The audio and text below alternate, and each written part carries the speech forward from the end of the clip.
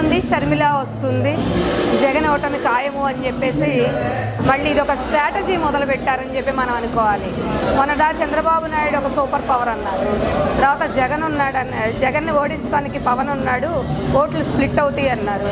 తర్వాత ఇప్పుడు ఆంధ్రప్రదేశ్కి మళ్ళీ షర్మిల వస్తుంది అని చెప్పి కొత్త నినాదం తీసుకొస్తా ఉన్నారు. ఒక్కటి మీరు అర్థం చేసుకోవాలండి, ఇంతమంది కూటమిగా వచ్చినా కానీ జగన్మోహన్ రెడ్డి గారు ఏమీ పీకలేరండి. మీకు అర్థం కావట్లేదు.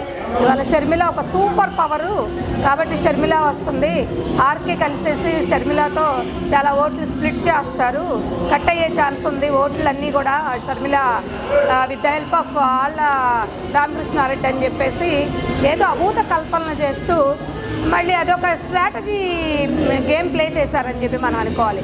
ఒకటి మనందరం కూడా ఉన్నవాళ్ళందరం కూడా గుర్తుపెట్టుకోవాల్సిన అవసరం ఒక్కటైతే ఉందండి. ఆవిడ షర్మిల ఎప్పుడైనా ఏ రాజకీయ పార్టీ పెట్టింది, ఆవిడ కంటెస్ట్ చేసిందా, ఒక మాట మీద నిలబడిందా? కొంతసేపు కాంగ్రెస్ అంటది, కొంతసేపు కేటీఆర్ అంటది, లేకపోతే తెలంగాణ కాంగ్రెస్ పార్టీ అంటది. అసలు ఆవిడకే ఒక క్లారిటీ లేదు. అలాంటప్పుడు ఆంధ్రాకి వచ్చి ఏం చేస్తుందండి ఆవిడ?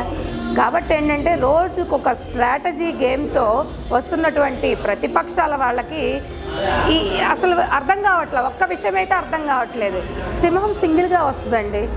జగన్మోహన్ రెడ్డి గారు కాంగ్రెస్ని ఎప్పుడైతే ఎడంకాలతో తన్ని 151 సీట్లు సాధించుకొని అధికార పీఠాన్ని దక్కించుకొని మరి నవరత్నాలని ప్రవేశపెట్టి సక్సెస్ఫుల్గా ఎంత బాగా ఆంధ్ర రాష్ట్రాన్ని పరిపాలిస్తూ ఉన్నాడో మనందరం కూడా చూస్తూ ఉన్నాం.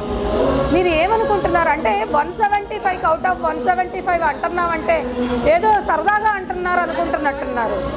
షర్మిల కాదు కదా, భగవంతుడు దిగొచ్చినా కూడా రాబోయే రోజుల్లో జగన్మోహన్ రెడ్డి గారి గెలుపునైతే ఎవరూ ఆపలేరండి. ఇదైతే ప్రతి ఒక్కళ్ళు రాసి పెట్టుకోవాల్సిన అవసరం ఎంతైనా ఉంది.